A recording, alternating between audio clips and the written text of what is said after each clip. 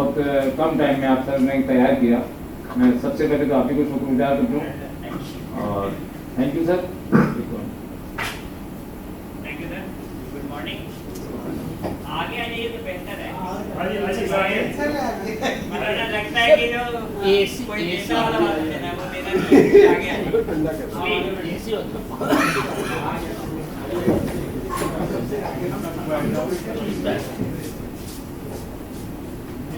इधर आ जाइए।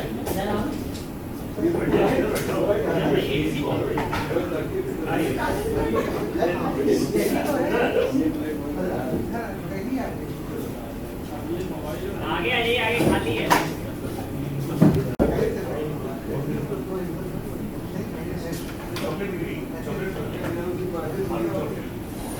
Good morning.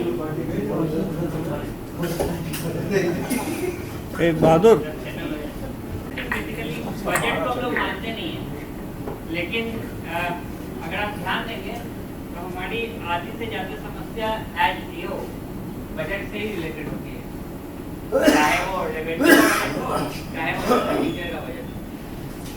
हमारा पूरा दिन जो है वो ऑलमोस्ट बजट के लिए अराउंड घूमता रहता है। हम लोगों ने पिछली बार जब हम लोग क्लास में आए थे तो हम लोगों ने डिस्कस किया था रेवेन्यू बजट कि डिपार्टमेंट का क्या विजन है, डिपार्टमेंट कैसे टैक्स को कलेक्ट करता है, कैसे स्पेंड करता है। आज मेरा टॉपिक उसका ठीक उल्टा है, दैट इज एक्सपेंडिचर बजट। फर्क क्या है?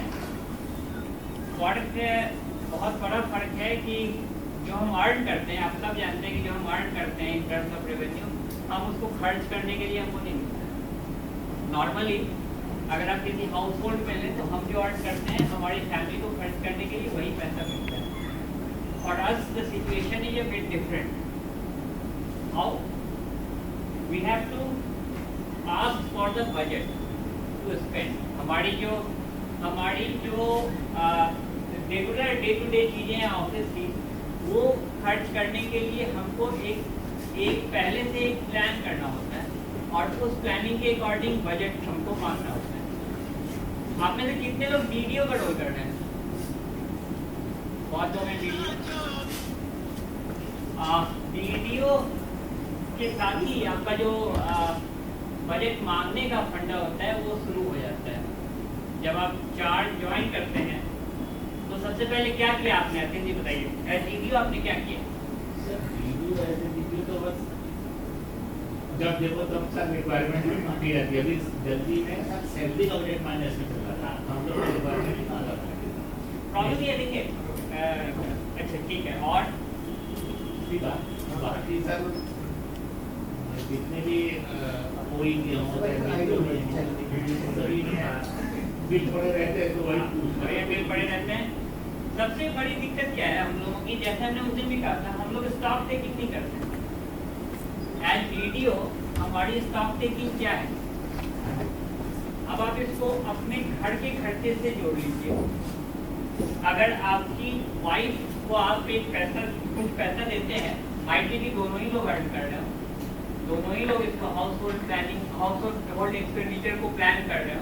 जब आप खर्च करने के लिए पैसे महीने के शुरू में देते हैं तो आप एक एस्टिमेट बनाते हैं। आपको राशन में कुछ चाहिए, आपको बिजली बिल में कुछ चाहिए, आपको गाड़ी चलाने के लिए कुछ चाहिए, नौकर को देने के लिए कुछ चाहिए, न्यूज़पेपर को भी देने के लिए चाहिए। क्या हम एज वीडियो कभी वो बनाते हैं? ना कोई पूछना चाह रहे हैं कि क्या हमने कभी उस पर वर्कआउट किया है? जब हम उस पर वर्कआउट नहीं करेंगे तो नेचुरल है कि हम डिमांड नहीं करेंगे बजट का, क्योंकि हमको ये बजट जो है वो डिमांड करनी है, अपने से हमको बजट मिलना नहीं है। लेकिन जैसे ही हम लोग की दिक्कत क्या है कि हम लोग जैसे जब चार्ज लेते हैं तो हम पिछला जो हमारा GFR है, GFR 7 गया हुआ है जो कि सितंबर में गया हुआ है, उस GFR 7 को आपने से किसी ने देखा है? नहीं देखा, क्योंकि हम क्या करते हैं, हम सेफ फॉर दिस, ठीक है, जरूरत नहीं, क्योंकि हमारी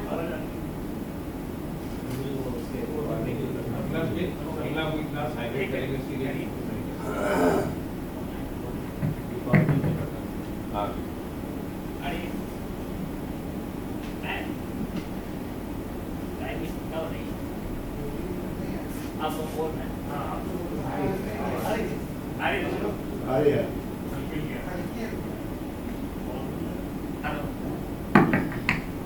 हेलो हेलो टकरा के आवाज नहीं पहुंचती। तो हम लोग क्या करते हैं, हमारे पास एक मैकेनिज्म है, जिस मैकेनिज्म से हमको सबसे पहले एस्टिमेशन की जरूरत है। अब ध्यान देने वाली बात यह है कि हमारा अगर एस्टिमेशन प्रॉपर नहीं होगा तो उस केस में हम साल भर जूझेंगे, जो कि मेजॉरिटी ऑफ अस हम जूझते हैं। अब क्यों जूझते हैं? क्योंकि हम 100% स्टाफ पे डिपेंडेंट होते हैं। वो लगता है कि हमारा जो ये काम है, ये जो भी हमारा स्टाफ को बना रहा है वो बहुत तेज तर्रार है और सारा काम क्योंकि वो कंप्यूटर पे करता है तो हम उस पर पूरी तरह से रिलाई कर सकते हैं। आप बिलीव कीजिए, मैंने एज वीडियो करीब 7-8 साल तो अलग अलग ऑफिस में काम किया है, बट वीडियो के वर्क पे हम लोगों को पहले तो समय कम होता है कि हम वीडियो के वर्क पे ध्यान दें। एज वीडियो जब हमारा रोल है तो वो एक एडिशनल रोल है, हम उस पर कम ध्यान देते हैं। दूसरी चीज क्या है कि हमारा जो एस्टिमेशन है वो 99% of the time even chief office का एस्टिमेशन गलत जाता है। वो इसलिए गलत जाता है क्योंकि हमको ये नहीं पता होता, जैसे सैलरी हेड है, आपने कहा कि सैलरी में पैसा नहीं। प्रॉब्लम हमारी क्या है? हमारी प्रॉब्लम ये है कि हम ये नहीं एस्टिमेट करते हैं कि हमारा जो वार्ड है या हमारा जो रेंज है उसमें कितने लोग हैं, उनकी सैलरी कितनी है, और सैलरी का लास्ट टाइम टोटल जो एक्सेल सीट है उसमें कितना अमाउंट गया हुआ है। अगर हम पीएफएमएस में जाके पिछले साल की कंसोलिडेटेड सैलरी का स्टेटमेंट निकाल लें तो वी गेट टू नो कि how much amount we have spent under the head salary. इसी तरह से हम अगर वेजेज का हेड निकाल दें तो आपको पता चल जाएगा कि वेजेज में हमने कितना दिया है। इसी तरह से अगर हम अलाउंसेस पे चले जाएं तो अलाउंसेस का आपको पता चल जाएगा। जो कंटिजेंट एक्सपेंडिचर है, जैसे एचपीए के एक्सपेंडिचर है, हम लोगों में से किसी को एचपीए नहीं मिलता है। ये हमारी गलती नहीं है, ये हमारे डीडीओ सेक्शन की गलती है, क्योंकि हम कभी भी एस्टिमेट पे किसी से नहीं पूछते कि भैया तुमको घर बनाना है या तुमको एचपीए चाहिए। सैलरी के केस में हम लोग को बजट डिपार्टमेंट कर जाती है, वो तो हम लोग पूरी कंप्लीट जाती है नहीं यार, एक्चुअली क्या हो गया ना, जब से फेसलेस का डोमेन चला है, फेसलेस के डोमेन में क्या हुआ कि डीडीओ बिखर गए। आप देखिए प्रॉब्लम पहले कभी नहीं होती थी, अब ये प्रॉब्लम रैम्पेंट है, मतलब कभी कहीं तो अगले महीने सैलरी मिल किया जाएगा। इसका प्रॉब्लम ये है कि डीडीओ को भी नहीं पता कि आप किसकी सैलरी बना रहे हैं। कई सारे ऐसे डीडीओ जिनको पता ही नहीं है कि किसकी सैलरी बना रहे हैं। बिल आता है, पीएफएमएस से बिल अपलोड होता है, चला जाता है, हम कभी उसको ट्रैक नहीं करते। मेरा काम है, जैसे हम लास्ट टाइम हम कह रहे थे, आपको बेसिकली इससे अवेयर करना कि आपको अपने एक्सपेंडिचर को ट्रैक करना है। अगर आप एक्सपेंडिचर को ट्रैक करेंगे, आप यकीन मानिए आप ट्रांसफॉर्म कर सकते हैं। हम लोगों ने, मैंने खुद अपने एक्सपीरियंस से कह रहा है 2 साल से अगर आईएनसीआई में आप कोई भी हो या आपके कोई दोस्त आप पूछिए कि आईएनसीआई की स्थिति 2 साल पहले क्या होता था कि जो एस्टिमेट जाता था उस एस्टिमेट में कुछ नहीं आता। देश ही जानते हैं उस बात को। जो 9 मंथली स्टेटमेंट जाता था वो 9 मंथली स्टेटमेंट में आप जोड़ते ही नहीं। जब आप जोड़ेंगे नहीं तो आप मांगेंगे कहाँ से? अगर मान लीजिए कि मेरा ये सिस्टम पुराना हो गया है और हमको इस सिस्टम में कुछ रिपेयर कराने हैं, हम रिपेयर्स के हेड में पैसा ना मांगे तो हम साल भर तो जूझते ही रहेंगे। हम क्या करते हैं, वेंडर को पकड़ते हैं, पहले उसे ठीक करवा लेते हैं, उल्टा करते हैं। उसके बाद वेंडर हमारे पीछे पड़ जाता है, सर मेरा बजट, तो उसे कहते हैं भैया बिल बढ़ा लो, वो बिल बढ़ा लेता है। जब वो बिल बढ़ा लेता है तो जब पासिंग का नाम बताता है 2 साल बाद, जब वो जेडो में जाता है तो जेडो कहते हैं कि अरे आपसे तो ये 500 रुपए की चीज 5000 रुपए में खरीदी। अब आप फिर उसको मैनेज करने में लग जाते हैं। हम बेसिकली अपनी प्रॉब्लम बनाते हैं और उसकी फायर फाइटिंग में जुड़े रहते हैं। ये फायर फाइटिंग आप रोक सकते हैं अगर आप कुछ स्टेटमेंट जिनकी हम लोग चर्चा करेंगे, उन स्टेटमेंट पे हम 2 मिनट, मतलब मुश्किल से आधे घंटे अगर हम टाइम दे दें, 1 महीने में कह रहे हैं, नॉट इन अ डे, 1 महीने में अगर आधे घंटे हम ध्यान दे दें तो हमारा बजट प्रॉब्लम जो है वो सॉल्व हो जाएगा। क्योंकि हम मांगते हुए दिखेंगे, आज की तारीख में हम मांगते हुए दिखते ही नहीं। हमारा जो एस्टिमेट है, जो जीएफआर 7 जाता है सितंबर में, जो कि अगले साल का प्रोजेक्शन जाता है, वो प्रोजेक्शन हमेशा गलत जाता है और वो कभी रिकंसाइल नहीं होता। हम लोग उसकी चर्चा करते हैं कि हमारे पास बजट से रिलेटेड इशू क्या है, एक्सपेंडिचर बजट में इशू क्या है। इशू को जानने से पहले सबसे जरूरी चीज ये है कि हम इस स्ट्रक्चर को समझें कि बेसिकली हमारा बजट का स्ट्रक्चर क्या है, हम बजट को मांगते कैसे हैं और बजट हमको मिलता कैसे है। दूसरी चीज, हमारे पावर्स क्या है। हम में से ज्यादातर लोग डेलीगेशन ऑफ फाइनेंशियल पावर में कंफ्यूज होते हैं। रीजन ये नहीं है कि हम नहीं कर सकते, रीजन ये है कि हम कभी उसको पढ़ते ही बजट की दी जाती है, हम उसको किनारे कर देते हैं, भैया डीडीओ है, हमारा स्टाफ है, वही देख लेगा। टाइम नहीं है, हाँ टाइम नहीं है, मतलब आधे घंटे की टाइम का ही बात है। पूरी तरह डिफरेंट रहते हैं स्टाफ से। हाँ। जैसा अगर आप उस स्टेटमेंट को थोड़ा सा भी ध्यान देंगे, थोड़ा सा भी, तो आपको लग जाएगा कि हम जो है वो कहीं ना कहीं गलती कर रहे हैं और उस गलती को हम दूर कर सकते हैं। तो इसी पे चलते हैं हम लोग। ये आप जान चुके हैं कि इंडिया जो है वो वर्ल्ड में tax collection to expenditure, that means हम जितना टैक्स कलेक्ट करते हैं उसमें एक्सपेंडिचर में सबसे मिनिमल, लगभग सबसे नीचे है। सबसे नीचे सिर्फ अमेरिका है, कहीं पे अमेरिका से नीचे है। वो है बजट के कलेक्शन के टू रेवेन्यू, जिसमें कि अपने डिपार्टमेंट के टैक्स कॉस्ट ऑफ कलेक्शन की हम बात करते हैं। कॉस्ट ऑफ कलेक्शन ही वो है जो हमारा बजट, कॉस्ट ऑफ कलेक्शन ही हमको बजट के फॉर्म में मिलता है स्पेंड करने के लिए, हमारे बेसिक इंफ्रास्ट्रक्चर के लिए, हमारे ऑफिस के लिए। तो हम 57 पैसे हमको मिलता है पर 100 रुपए। ये भी डेटा 2 साल पुराना है। तो जब आप इसको देखिएगा तो आप बोलेंगे कि बाकी चीजों में भी कोई बहुत फर्क नहीं, लगभग हर जगह जो हम कहते हैं ना कि टैक्सेशन में डिपार्टमेंट में हमको बहुत कम पैसा मिलता है खर्च करने के लिए, हमारी गाड़ियों का बिल नहीं होता है, हमारे जनरेटर का बिल नहीं होता है, उसका कोई बहुत बड़ा आपको डिस्पैरिटी अमॉन्ग द वर्ल्ड के अदर कंट्रीज में नहीं मिलेगा। वहाँ भी लगभग मोर और लेस स्थिति ऐसी ही है, भले उनका स्ट्रक्चर अलग। ठीक है सर, आपने लास्ट साल को दिखाया आउट ऑफ 100 इंडिया में ये 173 out of what? Out of 100 every 100 rupees पैसे नहीं, नीचे फिर जापान पैसे 73 पैसे out of 100 rupees they collect. 2 रुपए मानिए करिए। If Japan is collecting 100 rupees, then the UK government is spending 73 पैसे out of it for tax collection, मतलब अपने डिपार्टमेंट, अपने रेवेन्यू डिपार्टमेंट। ये अगर जापान में जाएंगे तो 1.74 है। तो जापान में तो दूसरी लगभग 3 गुना हो गया, इकोनॉमी भी बड़ी है, टैक्स भी ज्यादा। हाँ। अगर आप अब आप पैसे हम मेरी बात कहने का मतलब ये है सुनामी जल्दी होगा तो गिर जाए। हमारी पैरिटी ऑलमोस्ट वही है। अगर आप देखेंगे तो हमको पैसा उतना ही, मेरा पॉइंट जो what I want to put कि हमको पैसा लगभग उतना ही मिलता है जितना बाकी लोगों को यहाँ मिलता है। सर वो पैसे में तो लग रहा है लेकिन डबल है, देखिए आप 57 का डबल कर दिए 114 हो जाएगा, 150 हो जाएगा। हाँ, depending on the country size अगर आप ले लीजिएगा तो कंट्री साइज। अब उस दिन आपको दिखाया था ना बॉम्बे कितना कलेक्ट करता है, तो बॉम्बे का इंफ्रास्ट्रक्चर वो ज्यादा है, उसको बजट ज्यादा मिलता है, क्योंकि जब वो बांटते हैं ना तो उसी ग्राफ से बांटते हैं जो ग्राफ उस दिन हम लोगों ने देखा था कि मुंबई को ज्यादा बजट देते हैं, दिल्ली को ज्यादा बजट देते हैं, यूपी को कम बजट देते हैं। तो जब बांटते हैं तो बांटने में उनका क्राइटेरिया क्या है, तुमने कितना अर्न किया उसी के कॉरस्पॉन्डिंग हम तुमको पैसा देंगे।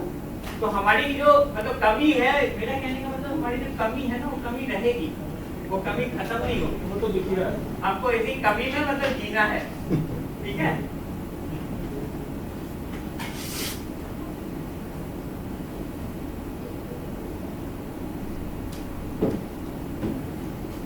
अब आते हैं हमारा स्ट्रक्चर क्या है, जिस स्ट्रक्चर से हम बजट को हमको एक्सपेंस करने के लिए मिलता है।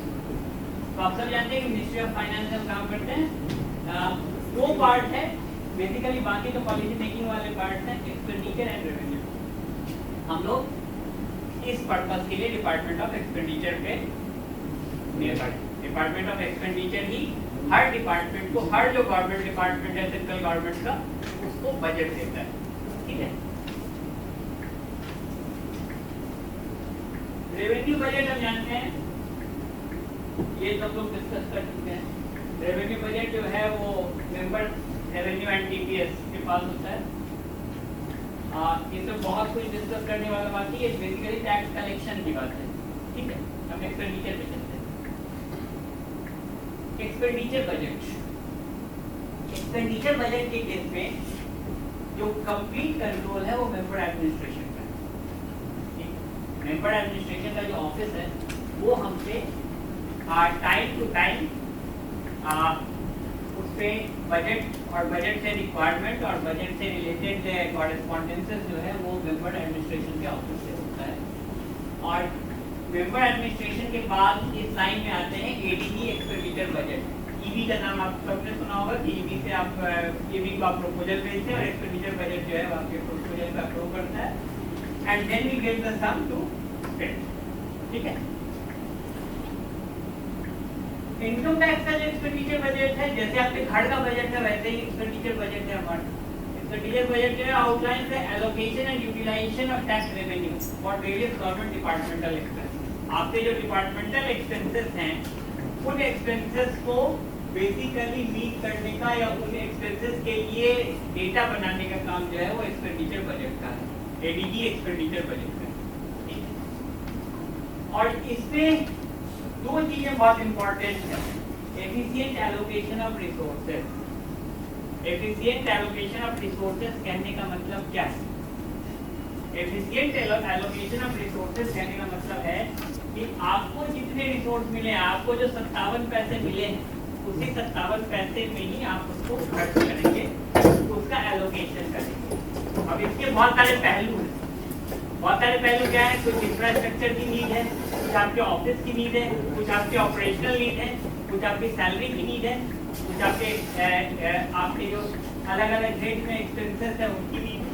ठीक है, तो ये आउटलाइन करना जो है वो एक्सपेंडिचर बजट का काम है कि हमारा जो रेवेन्यू आ रहा है उस रेवेन्यू को हम किस वे में जाके खर्च करेंगे। और सेकेंड है फिस्कल डिसिप्लिन एंड अकाउंटेबिलिटी, जो कि सबसे जरूरी है। ये क्या है? फिस्कल डिसिप्लिन ये नहीं होता है, हम सब जानते हैं कि फिस्कल डिसिप्लिन नहीं, क्योंकि ये एक ऐसा पहलू है ना फाइनेंस।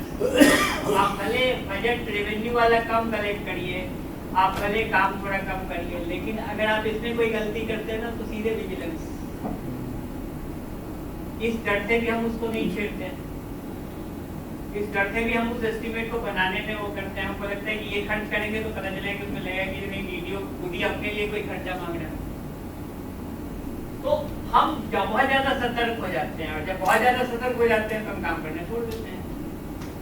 तो दैट्स व्हाई इसको जानना बहुत जरूरी है। इसमें फिस्कल डिसिप्लिन और अकाउंटेबिलिटी ये दो ऐसे फैक्टर हैं जिन दो फैक्टर्स को जोड़ना उन्होंने जोड़ा है एक्सपेंडिचर बजट का जब भी वो आउटलाइन ड्रॉ करते हैं तब। फंक्शंस देख लें पहले, एक्सपेंडिचर बजट क्या क्या करता है। जो एडीजी एक्सपेंडिचर बजट है वो टाइम टू टाइम जो है वो बजट सर्कुलर लाता है। बजट सर्कुलर प्रिंटेज का जो अलाउंस है वो 4500 से 5000 हो गया, 5000 से 6000 हो गया। तो डिफरेंट जो सर्कुलर है वो सर्कुलर ईबी जो है वो इश्यू करता है फ्रॉम टाइम टू टाइम। ये काम है उसका। दूसरा काम है to examine the budget proposal received from various constituents formations units under the card. कहने का मतलब कि जैसे कि आपने फेजलेस असेसमेंट आपने अनाउंस कर दिया और फेजलेस का एक स्ट्रक्चर वर्टिकल खड़ा कर दिया।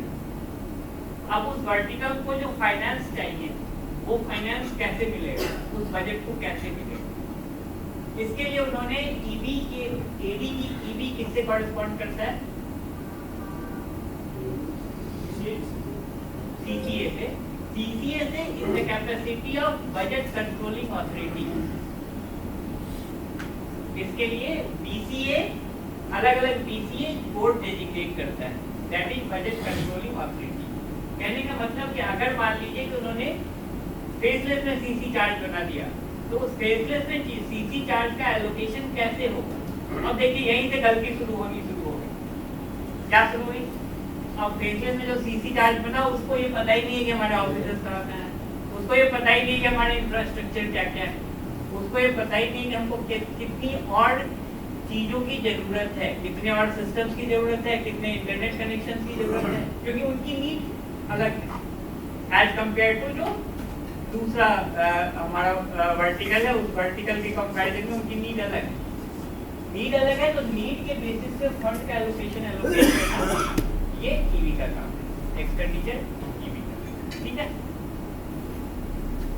नेक्स्ट है, ये भी इंपॉर्टेंट है, इसमें 3 वर्ड्स हैं, एक बजट एस्टिमेट, एक रिवाइज एस्टिमेट और एक फाइनल रिक्वायरमेंट। ये भी आपने सबने सुन रखा होगा, कभी न कभी ऑफिस की वर्किंग में ये सारी वर्ड्स आते हैं, बट इन सारे वर्ड्स को हम इग्नोर कर देते हैं क्योंकि अपनी मानते हैं हमारे काम ही नहीं है। लेकिन जिस दिन हम वीडियो बनते हैं उस दिन ये वर्ड्स हमको हॉन्ट करने लगते हैं, और जब हमको हॉन्ट करने लगते हैं ना उसे छोड़ देते हैं, कहते हैं कि इस काम से कि जाओ बना लाओ, जो भी बना लाओगे साइन कर दो।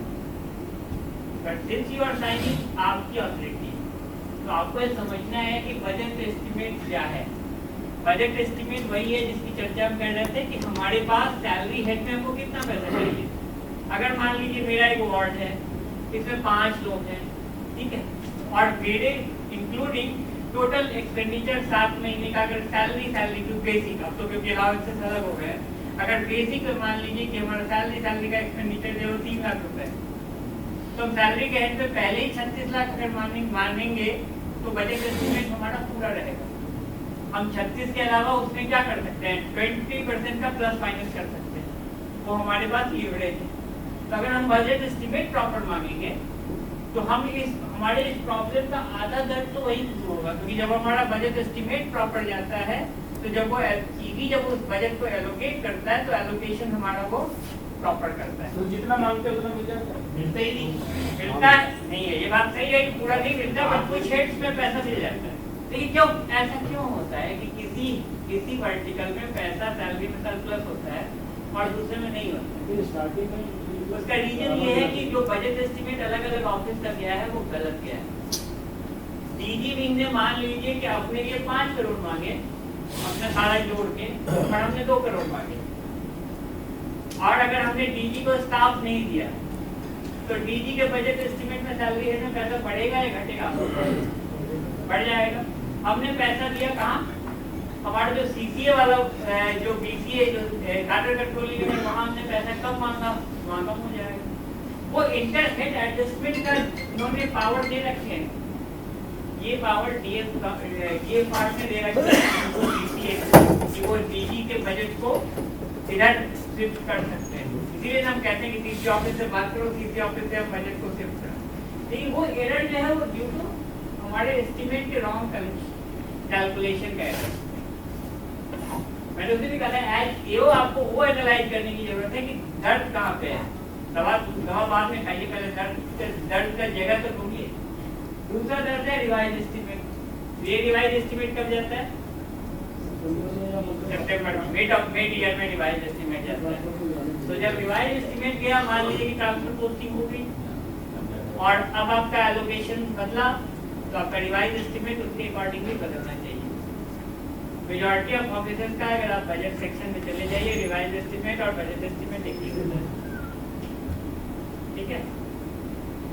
और थर्ड आता है फाइनल रिक्वायरमेंट। ये फाइनल रिक्वायरमेंट हम कब भेजते हैं? जनवरी फरवरी में भेजते हैं। ये फाइनल रिक्वायरमेंट हमारे अगले साल की रिक्वायरमेंट को भी दर्शाता है। तो अगर हमने ऑफिस में मान लीजिए कि किराए की बिल्डिंग ले रखी है और किराए के बिल्डिंग में 5 लाख रुपए का रेंट है और उससे 10% का एप्रिसिएशन है हर साल, तो एक साल अगर हमने 60 लाख रुपए आरआरटी में मांगा है तो अगले साल उनको कितना मांगना चाहिए? 60-70 लाख मांग। तो अगर आप इसमें 2 मिनट, हमने वही कहा, अगर आप महीने में आधा घंटा टाइम निकालेंगे आपकी आधी समस्या दूर हो जाएगी आईटी की, ठीक है। नेक्स्ट है, अब इसी का बाइफरकेशन आता है object wise approve provision. Object wise approve provision कहने का मतलब कि आपके जो डिफरेंट ऑब्जेक्ट्स हैं, आपके अगर आप डीएफपीआर देखेंगे तो डीएफपीआर में मॉडिफिकेशन के बाद 1/1/2023 से उन्होंने क्या किया है, उन्होंने सारे हेड्स बदल दिए। जब आप उन हेड्स को बदला हुआ हेड्स में देखेंगे तो आपको ऑब्जेक्ट वाइज प्रोविजन मिल जाएंगे। जैसे कि आपका अगर जनरेटर चलता है, आप मुफस्सिल में है, आपकी लाइट ज़्यादा जाती है, तो आपको पावर एंड फ्यूल में पैसा मांगना चाहिए, हम नहीं मांगते हैं। और जनरेटर वाला पूरा महीना पूरा साल भर चला लेता है, उसके बाद हम ढूंढते हैं कि पैसा हमको नहीं मिलता। ठीक है। नेक्स्ट है statement of budget expenditure estimate. ये भी देखना है, ये भी का एक काम है एक्सपेंडिचर बजट की जो बजट एस्टीमेट्स है उनके फिगर्स को एस्टीमेट करके वो देखता है और उसी के अकॉर्डिंगली वो एलोकेट करता है। और लास्ट है expenditure versus sanction grant. Expenditure versus sanction grant हर महीने आपका मंथली स्टेटमेंट एक जाता है जो कि बीसीए से ईबी को जाता है और आपने कितना एक्सपेंडिचर किया, क्योंकि वो भी अपने बजट को देखते हैं। अगर मान लीजिए उनके पास इंफ्रा में कुछ पैसा बच गया तो वो भी देखते हैं कि कहाँ इंफ्रा प्रोजेक्ट्स हमारे चल रहे हैं, किन इंफ्रा प्रोजेक्ट्स को पैसे और देने की जरूरत है। तो वो तभी वो देख पाएंगे जब एक्सपेंडिचर वर्सेस सैंक्शन ग्रांट को देख पाएंगे। क्यों? मान लीजिए आपने कोई बिल्डिंग बनानी शुरू की जिसका एस्टीमेट 5 करोड़ का है और आपका एक्सपेंडिचर उसमें अभी तक आप 1 ही करोड़ कर पाए हैं, लेकिन आपके पास 5 करोड़ उन्होंने एलोकेट कर दिया है। उस टाइम में वो क्या करेंगे, वो आपका 4 करोड़ खींच लेंगे और किसी दूसरे प्रोजेक्ट में डाल देंगे। तो ये बेसिकली बैलेंसिंग जो है वो काम जो है वो एक्सपेंडिचर बजट का है। ठीक। इसके अलावा रीअप्रोप्रिएशन। एप्रोप्रिएशन क्या होता है? एप्रोप्रिएशन ऑफ फंड क्या यूज करते हैं?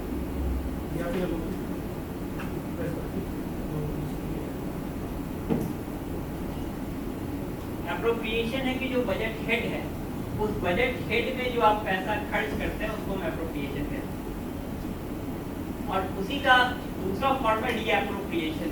जब आप किसी बजट हेड में पैसा नहीं खर्च कर पाते हैं तो उस बजट हेड को दूसरे बजट हेड के पैसे से एडजस्ट करने को हम रीअप्रोप्रिएशन कहते हैं। ठीक है। ये पावर किसके पास है? एचओडी। कभी कभी आप एचओडी 10% तक जो जैसे टीए में पैसा कम हो रहा है तो किसी दूसरे हेड का वो एचओडी पैसा कर सकते हैं। हाँ, एचओडी रेंज हेड रेयरली नहीं होते हैं, कहीं होते हैं। प्रिंसिपल सीआईडी होते हैं जो एचओडी। एचओओ होते हैं रेंज हेड या डीडीओ। डीडीओ एचओओ होते ही हेड ऑफ द ऑफिस। हम लोग उसकी बात करेंगे, उसके स्ट्रक्चर की बात अभी करेंगे। और इसके बाद हम लोग एक एप्रोप्रिएशन अकाउंट बनाते हैं जिसका कि final in consultation of CCA आप उस एप्रोप्रिएशन अकाउंट के अकॉर्डिंग ईपी जो है वो बजट देता है। ये वर्ड क्लियर हो गया? तो ये हमारा बेसिक स्ट्रक्चर है, जिस बेसिक स्ट्रक्चर से हमको बजट मिलते हैं और जिस बेसिक स्ट्रक्चर से हम बजट को खर्च करते हैं। ये 10% जो आपने बोला रीअप्रोप्रिएशन जो पावर है, ये क्या 10% जो साल में बजट मिला है उसका है जो बचा हुआ है? इंट्रा हेड एडजस्टमेंट तो लेकिन 10% इसका जो उसमें कुछ केसेस में है। अब तो उन्होंने वो भी रेस्ट्रिक्ट कर दिया बहुत सारे। अब तो सिर्फ टीए और कहीं कहीं पे है, बहुत हेड्स नहीं बचे। पहले ज्यादा हेड्स थे उनके पास। अब करते नहीं है रूल, हम तो रूल की बात कर रहे हैं। करता नहीं है, करता है कोई नहीं करता है, इसकी बात थोड़ी नहीं कर रहे। नहीं हमने हमारे यहाँ भी करते तो हम भी नहीं है, हम भी अपना स्टेटमेंट देखते नहीं है। हेड ज्यादा बना दिया पहले और जितने ज्यादा हेड थे तो हाँ, वही के हेड सब बहुत सारे हो गए और वही के हेड सब भी कंफ्यूजिंग हो गए। जो लोग बचा रहता है स्पेशली जो लोग वीडियोज है ना उनको एटलीस्ट जो एक टाइम के बाद जो हेड्स बदले हुए हैं उन हेड्स को तो बेसिकली अपने सामने रखने की जरूरत है, क्योंकि तभी आप एस्टिमेट्स बना सकते हैं। अदरवाइज आप एस्टिमेट जो है वो नहीं बना सकते। इसकी सॉफ्ट कॉपी दे देंगे आपको। इसको याद थोड़ी ना करना है, आपको कोई परीक्षा थोड़ी दे रहा है। उसको जस्ट सर वो पता चला वो फर्नीचर फिटिंग का है और इक्विपमेंट वाला है। फर्नीचर इक्विपमेंट अलग है, फर्नीचर फिटिंग अलग है। उसी में कंफ्यूजन रहता है क्योंकि फिर डेफिनेशन पढ़नी पड़ती है, फिर होता है। अगर हम पढ़ लेते हैं तो सही मानते हैं कि नहीं ये बताइए। बस यही हम कह रहे हैं कि उसको पढ़ लीजिए। अगर आप मांग रहे हैं उससे पहले उसको पढ़ लीजिए, आप सही मांग लेंगे। क्योंकि अगर हम उसको मांगने से पहले पढ़ते नहीं है तो हम गलत मांगते हैं। इसके अलावा कुछ एडिशनल फंक्शंस हैं जैसे कि HPA, voter card advance, computer advance या अदर एडवांसेस के केस में भी अगर आप अपने फाइनेंशियल रिक्वायरमेंट में इनको भेजते हैं तो इन हेड्स में भी आपको पैसा मिल सकता है। ठीक है, अगर आप किसी अपने जितने भी लोग हैं उनसे आप पूछें कि किसी को कार्ड का एडवांस चाहिए, किसी को हाउस बिल्डिंग एडवांस चाहिए, अगर हम इसको अपने ग्रांट 37 का जो स्टेटमेंट जाता है, अगर उस स्टेटमेंट में हम इसको मांगते हैं तो we get the HPA, even HPA आज भी मिलता है।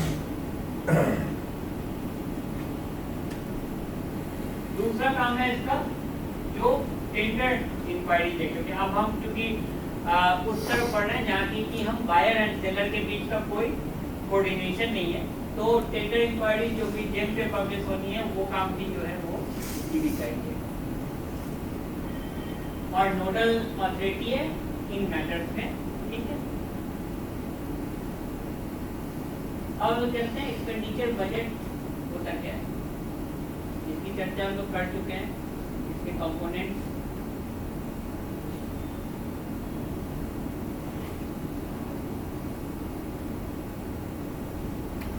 रेवेन्यू प्रोजेक्शन समझ गए हैं हम लोग, एक्सपेंडिचर ये तो समझ चुके हैं। पहला हमको रेवेन्यू प्रोजेक्शन कितना हमको खर्च करना है, एक्सपेंडिचर एलोकेशन, उसके बाद हमको किस हेड्स में एलोकेट करना है, और थर्ड है डेफिसिट एंड सरप्लस वैल्यू। ये अगर हम अपना बजट एस्टीमेट, रिवाइज एस्टीमेट और फाइनल रिक्वायरमेंट अगर ये वो तीनों अगर हम सही से भेजते हैं तो हम एक्सपेंडिचर बजट को मैनेज कर सकते हैं। ठीक है,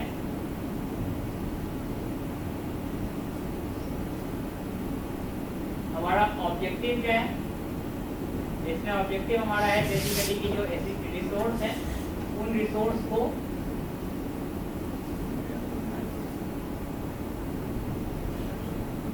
जो रिसोर्स है उन रिसोर्सेस को हमको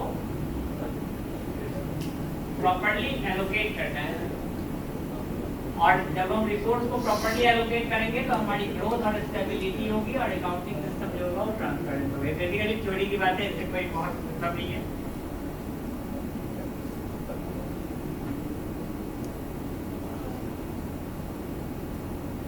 अब ये डिपार्टमेंटल एक्सपेंसेस जो आपके हैं वो बेसिकली किन हेड्स में जाते हैं, सैलरीज एंड वेजेज में, ऑपरेशनल कॉस्ट में, इसे किसी भी हेड से जिससे कि आप परिचित ना हो या जिसके बारे में कुछ कहना हो, ऐसा कोई नहीं, सबके बारे में जानते हैं।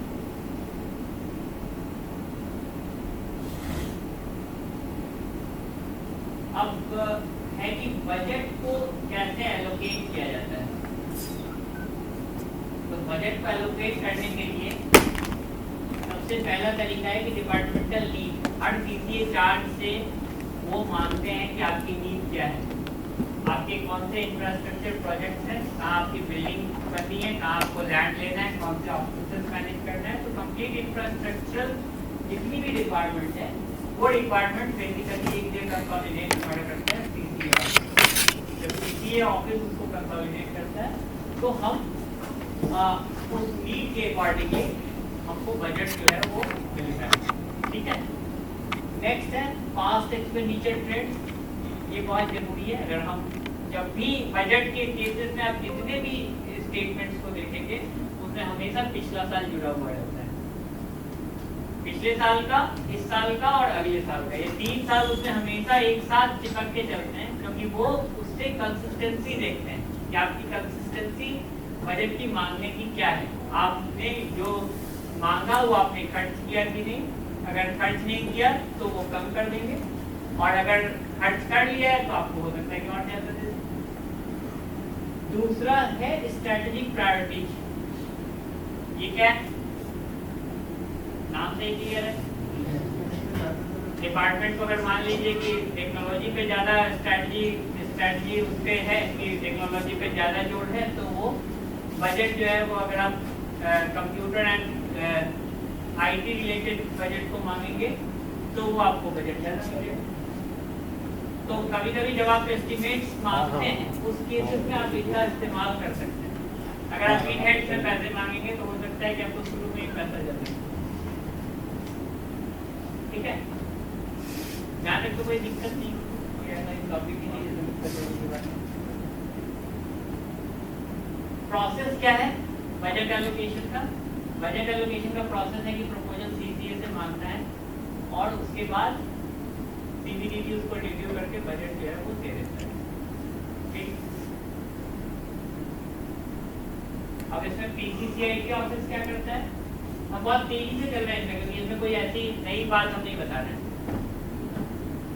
तेज चलेंगे तो क्या खत्म कर पाएंगे। 23 सितंबर तक जो है हमारा प्रिंसिपल चीफ ऑफिस जो है उसको एक स्टेटमेंट भेजना होता है जो कि आईएचयू को जाता है।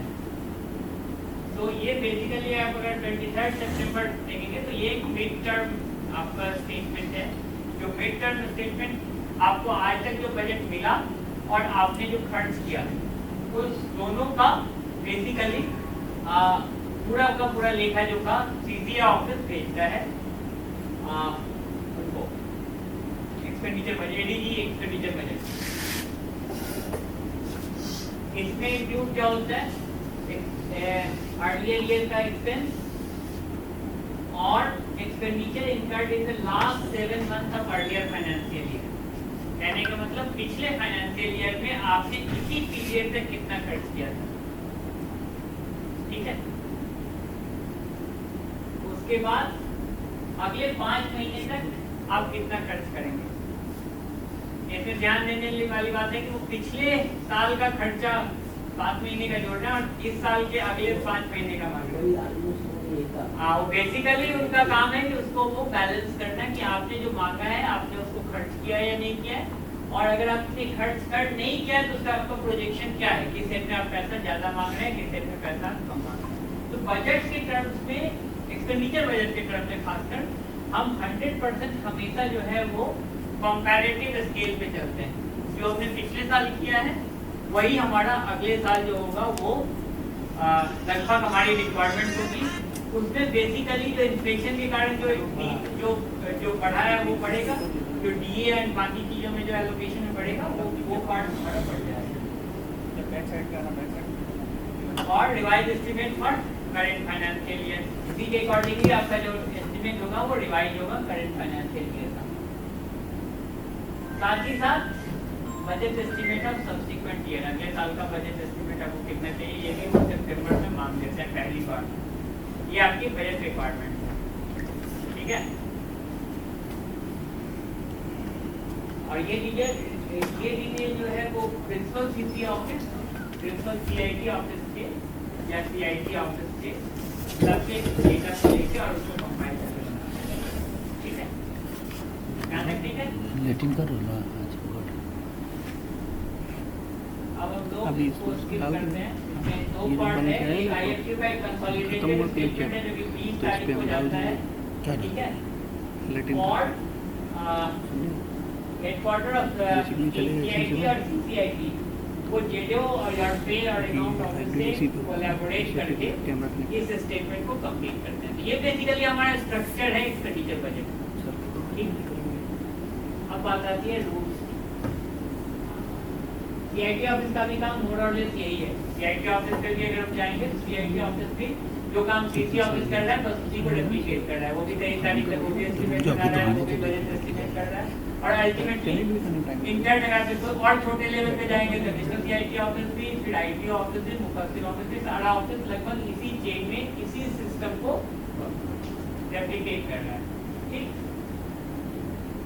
अब बात आती है delegation of financial policy. Right your यानी कहिए आप भी लोग इस लेवल पे इसको सेंट्रल पावर है जिनके पास जैसे फाइनेंशियल एक्सपेंस जब भी आप करते हैं तो फाइनेंशियल एक्सपेंस का दो पार्ट क्या होता है। एक एडमिनिस्ट्रेटिव अप्रूवल, एडमिनिस्ट्रेटिव अप्रूवल में क्या होता है, मतलब एडमिनिस्ट्रेशन को ऐसा लग रहा है कि ये काम होना है। अगर हम कहें कि यहाँ पे हमको 100 लैपटॉप खरीदते हैं तो एडमिनिस्ट्रेटिव अप्रूवल हमको पहले मिलना चाहिए कि हमारे पास 100 लैपटॉप खरीदने की रिक्वायरमेंट है। Administrative approval basically concern with the हमारी नीड जस्टिफाइड है कि नहीं, ये जस्टिफिकेशन एडमिनिस्ट्रेटिव अप्रूवल है वो एचओडी देता है। डीएफटीआर में क्या है कि तो शॉर्ट फॉर्म में डीएफटीआर कह रहे हैं। डीएफटीआर में क्या है कि वो पावर जो है एचओडी जो है वो डेलीगेट कर सकते हैं और डेलीगेट किसी को भी कर सकता है up to the rank of gazetted officer. Non gazetted officer को नहीं डेलीगेट कर सकते but up to the rank of gazetted officer DFTR में जो एचओडी है वो अपने पावर्स को डेलीगेट कर सकता है। इसीलिए इसका नाम ही delegation of financial power. Basically president के बिहाफ पे हम खर्च कर रहे हैं, प्रेसिडेंट को खर्च नहीं कर रहे हैं, वो पावर डेलीगेट कर रहे हैं डिपार्टमेंट्स को। डिपार्टमेंट डेलीगेट कर रहे हैं अपने रेस्पेक्टिव सीसीएच को, सीसीएच डेलीगेट कर रहे हैं अपने रेस्पेक्टिव ऑफिसर। बेसिकली ये चेन है। इस चेन में की असलियत को हम चीजों को समझ पाए, अपने नीड्स को एनालाइज कर पाए और that purpose delegation of financial power का जो रूल है वो 1978 का है। अमेंडमेंट जो इसमें हुआ है वो 16 दिसंबर 2022 से डीएफटीआर बदल गया है और ये एप्लीकेबल है 1 अप्रैल 2023 से। इससे पहले जो हमारे हेड्स होते थे, हेड्स ऑफ इनकम, जो हेड्स ऑफ एक्सपेंडिचर, सॉरी वो हेड्स ऑफ एक्सपेंडिचर अब आपके बदल गए हैं। ठीक है, वो नोटिफाई होने के बाद जीएफआर में भी वो उसके कॉरेस्पॉन्डिंग जो चेंजेज हैं वो जीएफआर में भी हो गया है और अब आज की तारीख में हमारे पास ये डेलीगेशन ऑफ फाइनेंशियल पावर 2022 जो है वो एप्लीकेबल है। और इस रूल में क्या है, जैसे पहले रूल में था कि फाइनेंशियल लिमिट हर किसी की को एक लिमिट दी गई है और हर एक्सपेंडिचर को एक लिमिट दिया है। उस लिमिट के अकॉर्डिंग ही एचओडी को पावर दी गई है कि वो उस लिमिट तक एक्सपेंस कर सकते हैं, जैसे कि वेजेज में या वेजेज जो आप डेली वेजर्स को देते हैं। जो फाइनेंशियल पावर थी वो एचओडी को 90 लाख की उन्होंने मेट्रोज में की है और 60 लाख की बाकी सिटीज में की है। पहले ये पावर 30 लाख थी। तो ये सारे पावर्स जो हैं वो अगर आप देखेंगे तो सारे पावर्स में जो फाइनेंशियल जो लिमिट्स है उन लिमिट्स को उन्होंने इस सर्कुलर के थ्रू चेंज किया है।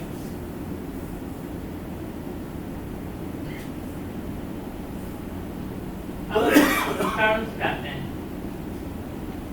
जो टर्म्स शायद हमको लगता है कि मतलब आपको रिव्यू करने की जरूरत है और अगर आप एक बार देख लेंगे तो आप हमेशा आपको याद रहेगा। और इन टर्म्स के साथ अगर आप बजट को आप देखेंगे या एक्सपेंसेस को आप देखेंगे तो आपको एक्सपेंसेस ज़्यादा आसानी से समझ जाएंगे। एप्रोप्रिएशन, इसकी चर्चा हम लोग कर चुके हैं। डीएफटीआर में जो हमारे पास हेड्स हैं वो हर हेड एक एप्रोप्रिएशन है। ठीक है, कंटिजेंट एक्सपेंडिचर नॉर्मल है, ये सब लोग जानते हैं। कोई भी इंसिडेंटल या अदर एक्सपेंडिचर अगर आपका है तो वो कंटिजेंट एक्सपेंडिचर है। हेड ऑफ द डिपार्टमेंट,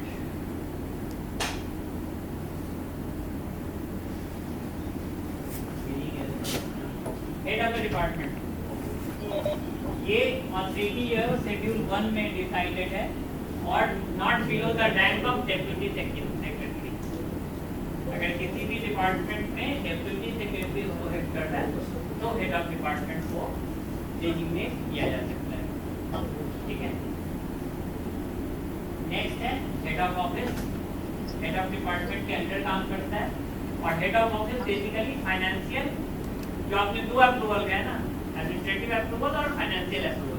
तो एडमिनिस्ट्रेटिव अप्रूवल तो हेड ऑफ द डिपार्टमेंट देता है, बट जो फाइनेंशियल अप्रूवल है वो हेड ऑफ ऑफिस दे सकता है।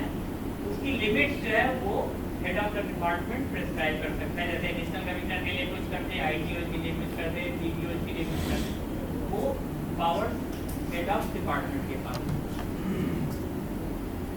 रीअप्रोप्रिएशन, अगर आप एक फंड से दूसरे फंड में ट्रांसफर करेंगे तो वो रीअप्रोप्रिएशन। तो टीए में किससे कर सकते हैं ट्रांसफर, किसी से भी कर सकते हैं? टीए के अभी टीए का आप देखना पड़ेगा फिलहाल किसका है, वो हमने नहीं देखा। वो इसका डीएफटीआर में आप देख लीजिए तो आपको मिल जाएगा। तो ये चेंज है, इसका है लिंक, हम आपको दे देंगे। लेकिन टीए के लिए अभी भी एप्रोप्रिएशन का प्रावधान है। बट अमाउंट इतना कम है ना कि आपको वो आपका वो बहुत ज्यादा कुछ उसमें हो पाएगा, इसके चांसेस बहुत कम हैं।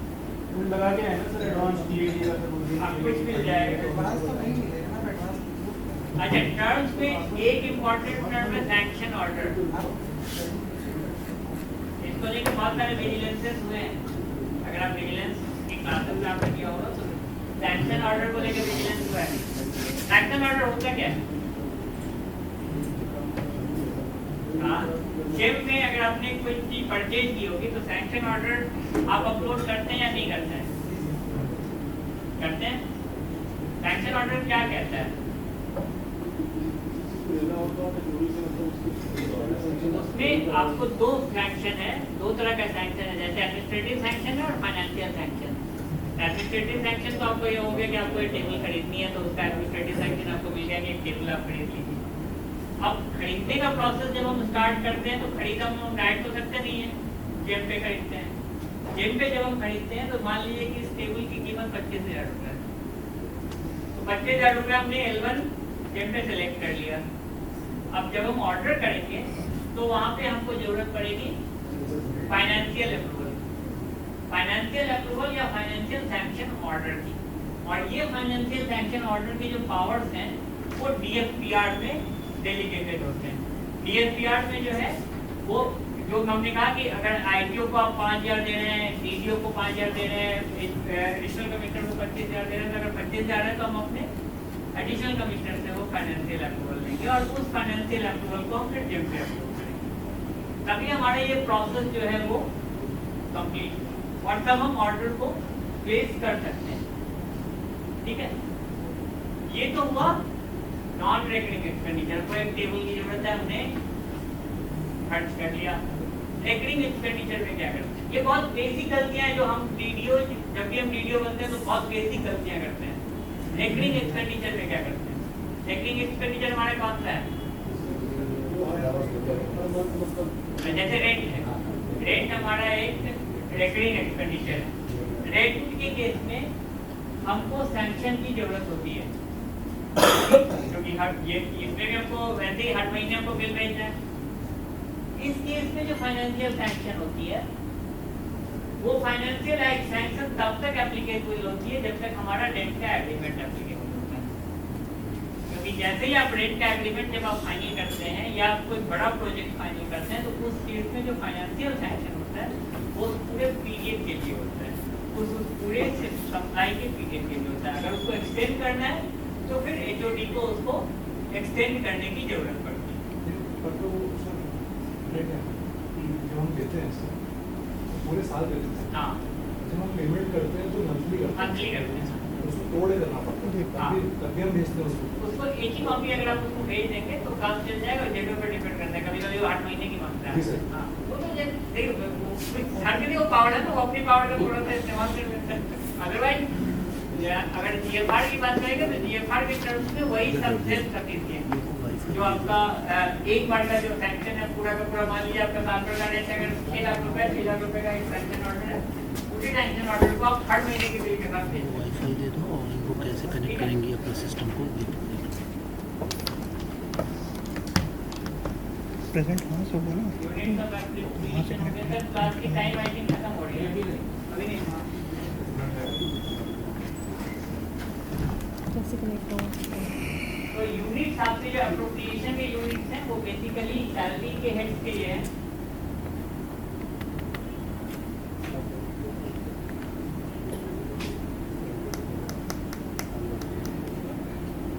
ये रीअप्रोप्रिएशन के 202 हैं।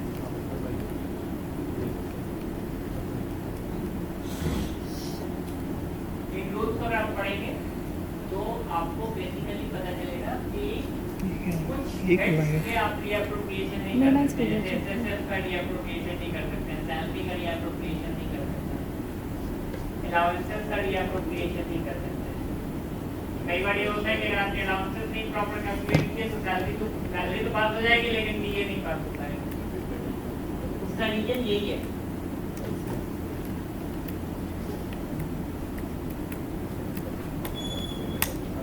ठीक है,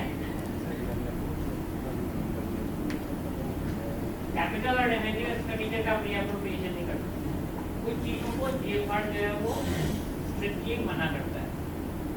ये एकदम नोज है और इनमें अगर हम यस करते हैं तो इनमें आपका कोई भी एंगल जो है वो बन सकता है जो इससे रिलेटेड है। ओके, चलिए यहाँ तक रखते हैं। है तो बहुत सारा कुछ